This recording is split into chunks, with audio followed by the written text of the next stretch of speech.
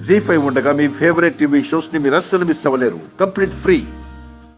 ఇక్కడ ఇంతమంది ఉంటే వాలి ఎలా చేయాల్సింది చేయగలడో లోపల దాన్ని ఏమార్చడమే తలనొప్పి అనుకుంటే ఇక్కడ ఇంతమంది ఉంటే ఎలా?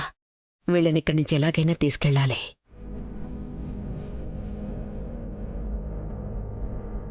అక్క, అత్తయ్య. ఏంటమ్మా ఇదంతా చూస్తుంటే మనం ఇక్కడ ఎంతమంది ఎలా ఉన్నా ఆ దేవుడు దయతలిచాలే కాని నిద్రాహారాలు మాని అందరం ఇక్కడే ఉంటే ఎలా చెప్పండి అత్తయ్య?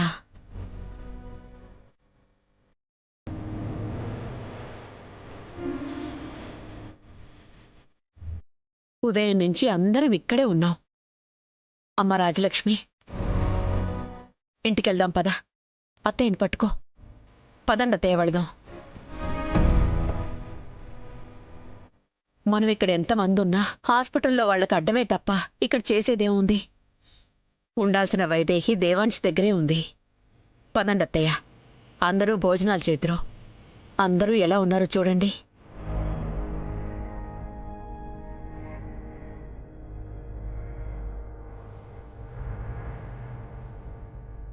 ఊర్మిళ, ఉదయం అనగా వెళ్ళావు, పచ్చి మంచినీళ్ళు కూడా ముట్టలేదు. ఏంటి ఊర్మిళ ఇది? అత్తయ్య, ఇవేవీ సమస్య కాదు. దేవాంశ్ క్షేమంగా ఉండడమే ముఖ్యం. అదేనమ్మా, మనం ఇక్కడుండి చేసేదేమీ లేదు కదా. వీళ్ళందర్నీ చూస్తుంటే నా మనసు బాధతో విలువలాడిపోతుంది. అసలు మీ ఆరోగ్యం స్వాహ, ఒక్క పూటకేమవుతుంది? అయినా నేను తిన్నాక నా బిడ్డకి ఏమైనా అయినా కూడా నేను బ్రతికి సాధించేదేమీ లేదు. అత్తయ్య, మీరన్నట్టే మనమందరం ఇక్కడ లేకుండా వెళ్ళిపోవచ్చు. మనం ఉండడం వల్ల దేవాంశ్ గారి పరిస్థితి ఏమీ బాగవదు. కానీ మనం ఇక్కడుంటే వైదేహి అక్కకి మనం ఇక్కడ ఉన్నామన్న ధైర్యాన్ని ఇవ్వగలం. అవును స్వాహ, నా మనసులో మాటే రాజ్యలక్ష్మి చెప్పింది. మనమందరం ఇక్కడే ఉందాం. నేనేమీ మీ అందరి ఆరోగ్యం గురించి ఆలోచించడం లేదు. సరే, కాదని ఎవరన్నారు? ఉందాం. నేను కాదన్నానా? ధైర్యంగా ఉందాం. వాడే ఏదో ఒకలా వెళ్ళాలి. ఒరే వాలి, ఎలా వెళ్తావో ఏంటో.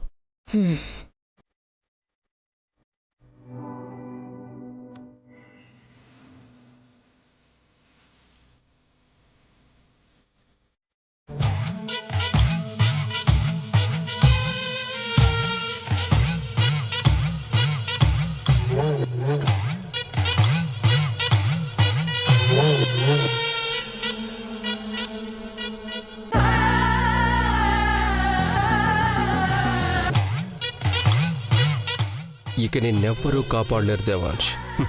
ఈ ఇంజెక్షన్తో నువ్వు పైకి పోవడం ఖాయం. పరమేశ్వర, ఆదిశంకర, మంజునాథ, మహేశ్వర, ఏ పేరుతో పిలిచినా పలుకుతావని అంటారే. ఏ మాత్రం తలచినా కరుణిస్తావని అంటారే. మరి మా మీద నీకెందుకీ కోపం? ఇప్పుడు ఎవరు చేసిన పాపాన్ని శాపంగా మార్చి మా ప్రాణాల్ని ఎందుకు బలి కొడుతున్నావు? నా బావ ప్రాణాలనే కదా కోరుకున్నావు. ఇదిగో నీ ముందే ఉన్నాను, తీసుకో. కానీ నా బావ ఒక్కనే కాదు, బావతో పాటు నా ప్రాణాలు తీసుకుపో. ఇదిగో నీ మహిమతో వరాల మూటగా పెరుగుతోంది ఈ పసిబిడ్డ, తనని కూడా తీసుకుపో. ఆ పాపానికి ఏదే పరిహారం అయితే తీసుకెళ్ళు, తీసుకెళ్ళు స్వామి.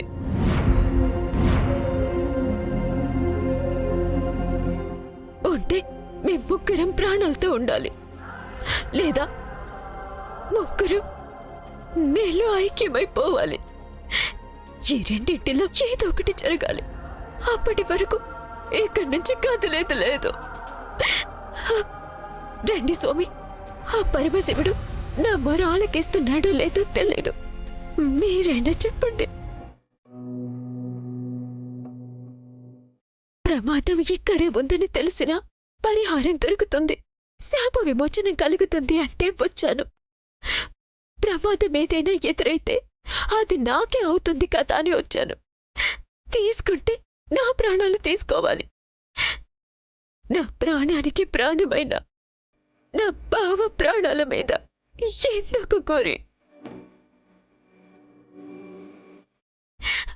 మీ మహాదేవుడితో చెప్పండి, నా బావ ప్రాణాల్ని నిలుపుతారా?